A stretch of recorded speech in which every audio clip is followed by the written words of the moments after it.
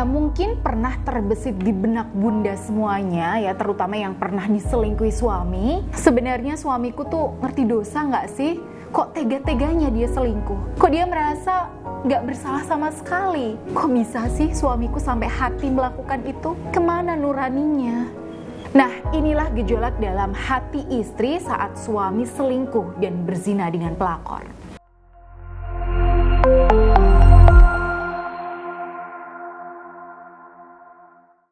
Assalamualaikum warahmatullahi wabarakatuh. Ya, sahabat Bunda yang dirahmati oleh Allah. Oke, langsung saja kita bahas ya Bun. Apa sih yang sebenarnya terjadi pada suami saat selingkuh dan berzina dengan wanita yang haram? Oke, yang pertama, tentunya di hatinya ini akan muncul titik noda atau titik dosa. Ya, dalam Al-Quran ada ayat yang kurang lebih intinya, jika seorang hamba melakukan satu dosa, niscaya akan ditorehkan di hatinya satu noda hitam. Seandainya dia meninggalkan dosa itu, ya, beristighfar dan bertaubat, niscaya noda itu akan dihapus. Tapi jika dia kembali berbuat dosa, niscaya noda-noda itu akan semakin bertambah hingga menghitamkan semua hatinya.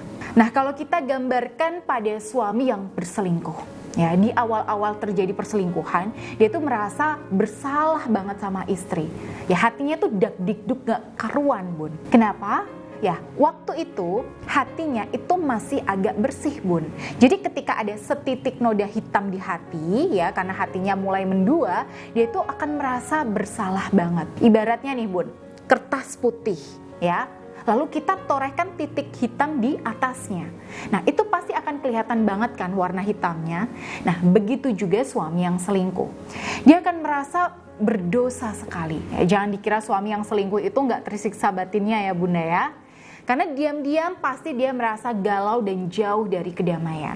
Ya, apalagi dia ini sering mengalami perang batin antara yang hak dan yang batil. Ya, nuraninya tuh bilang, aduh masa sih iya aku tega begini sama istriku.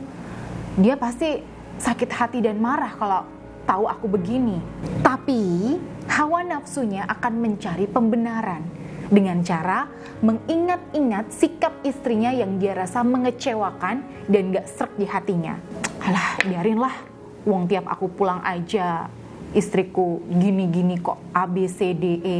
Ya, pokoknya apapun kekurangan bunda itu akan dia cari untuk membenarkan perselingkuhannya. Ya, terlebih bila wanita selingkuhannya ini ngasih apa yang dia cari nih Bun. Entah itu pengakuan, dimanjakan egonya, dijunjung harga dirinya, pelayanan, atau apapun yang dia cari, biasanya suami akan semakin membenarkan perbuatannya. Ya, dia akan makin condong ke selingkuhannya. Nah, ketika dia sudah menerima hal-hal yang sifatnya haram dari wanita yang tidak halal ini, ya sudah pasti dia mulai gak suka sama yang halal. Jadi itu udah rumus Bun. Semakin sering dia ketemu dan berinteraksi sama pelakor, titik hitam di hatinya di sini itu akan makin banyak. Ya, hatinya semakin hitam. Nah, ingat potongan ayat tadi. Jika dia kembali berbuat dosa, niscaya ya noda-noda itu akan semakin bertambah hingga menghitamkan semua hatinya. Dan ketika ini terjadi ya suami akan makin keras hatinya. Makin susah dibilangi, makin menutup diri dari nasihat, makin menjauh dari kebenaran ya. Mata batinnya itu akan tertutup rapat. Ya udah gak bisa membedakan nih mana yang halal, mana yang haram. Bahkan dia udah gak peduli nih mana yang benar dan mana yang salah.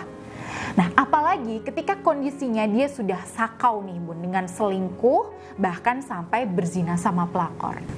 Dan pada umumnya pelakor di luar sana, apalagi di zaman-zaman sekarang ini, makin banyak pelakor yang menggunakan pelet, susuk, guna-guna dan sebagainya. Nah, tujuannya tidak lain ya untuk menguasai hati suami bunda. Sehingga apapun yang diminta si pelakor, suami pun gak punya daya untuk nolak. Apalagi kondisinya sudah kecanduan maksiat. Hatinya di sini udah gelap, auranya suram, imannya juga kosong. Wah, itu gampang banget Bun dikuasai energi-energi setan yang dibawa sama si pelakor ini. Nauzubillah min zalik.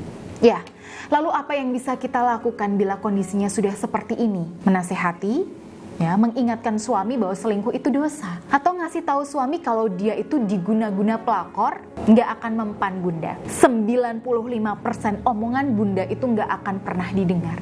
Karena batinnya di sini ya sudah dikuasai sama si pelakor.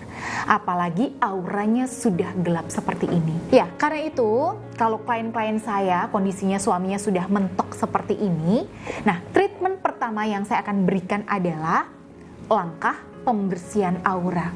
Ya, kita menggunakan pendekatan spiritual, mendekatkan diri kepada Allah. Karena ya dalam kondisi gelap semacam ini kita butuh cahaya, dan cahaya itu sumbernya ada pada taufik dan hidayah Allah. Allahu nurus samawati wal ard. Allah pemberi cahaya kepada langit dan bumi. Quran surah An-Nur ayat 35. Nah, di ayat tersebut juga disebutkan Allah membimbing kepada cahayanya bagi orang yang Dia kehendaki. Nah, inilah pentingnya ikhtiar spiritual Bunda. Mengembalikan semuanya kembali kepada Allah. Karena semakin kita berusaha mengandalkan tenaga kita, habis pun tenaga kita. Jadi solusinya kembali kepada Allah.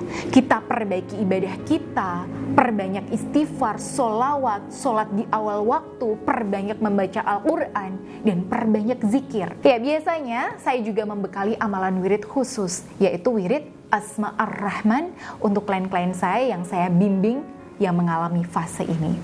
Ya, supaya ikhtiarnya dalam menyadarkan suami itu insya Allah lebih dimudahkan oleh Allah Subhanahu wa Ta'ala. Baik, itu tadi ya Bun, sedikit gambaran singkat mengenai kondisi batin suami yang selingkuh dan berzina dengan pelakor. Ya, semoga penjelasan ini ada manfaatnya, terutama ya buat Bunda yang sedang berikhtiar menyadarkan suami yang selingkuh. Dan kalau Bunda ingin mendapatkan bimbingan dan pendampingan dari saya secara profesional sampai terjadi perubahan positif dalam diri suami Bunda, silahkan Bunda bisa mendaftar sekarang juga di nomor yang ada di sini. Baik, akhirul kalam. Wassalamualaikum warahmatullahi wabarakatuh.